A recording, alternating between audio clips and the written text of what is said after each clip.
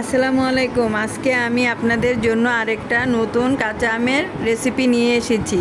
চলেন দেখে আসি। ভীষণ মজার কাশ্মীরি আচার। আচারটা বানানোর জন্য এখানে আমি কিছু আম নিয়ে নিলাম। আমি আমগুলো থেকে ছোলাটা ছাড়িয়ে নিচ্ছি একটা কাটারের সাহায্যে। এইভাবে আমি বাকি আমগুলোকে ছুলে কেচির সাহায্যে রিং আকারে কেটে নিয়েছি। আমি এবার একে একে আমের ভিতরের বীজগুলোকে বের করে নিব।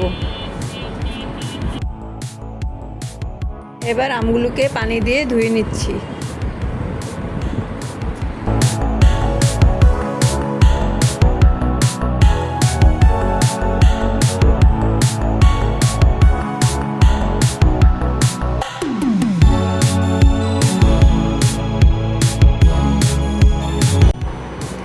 আমি আমগুলোকে পানি দিয়ে ভালো করে ধুয়ে নিয়েছি।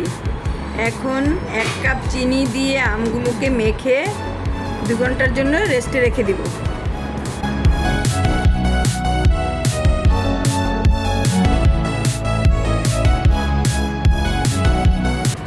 ফিরে আসলাম 2 ঘন্টা পর। দেখুন, মিশিয়ে রাখা চিনিটা পানি ছেড়ে দিয়েছে। এখন আমি চুলাতে একটা প্যানে ঢেলে দিব, জাল করে সিদ্ধ করে নিব। এখন আমটাতে কোনো কিছু দিব না, ঢাকনা দিয়ে সিদ্ধ করে নিব। 5-6 মিনিটের মতো আমগুলোকে সিদ্ধ করে নিয়েছি। দেখুন, অনেকটা স্বচ্ছ হয়ে গিয়েছে। এখন কিছু জিনিস দিয়ে দিচ্ছি। এখন আমগুলোতে 1/2 কাপ ভিনেগার দিয়েছি। ভিনেগারটা দিয়ে আমি 2 মিনিটের মতো জাল করে নিব। আমি দিয়ে দিব লবণ, বিট লবণ, পাঁচফোড়নের গুঁড়া দিয়ে নেড়ে চেড়ে নিব।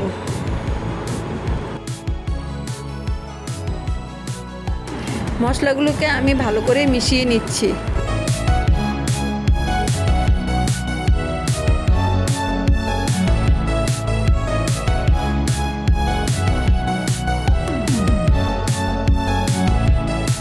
কাশ্মীরি আচারের সৌন্দর্যটা বাড়ানোর জন্য শুকনো মরিচকে বিচি ফেলে রিং করে কেটে নিয়েছি।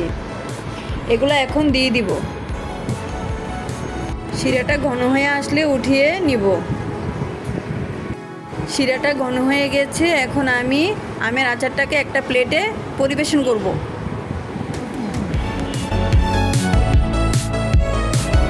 তাহলে দর্শক, আজকের মতো এখানে বিদায় নিচ্ছি। আপনারা আমার পেজ এবং ইউটিউব চ্যানেলে লাইক, শেয়ার এবং সাবস্ক্রাইব করবেন।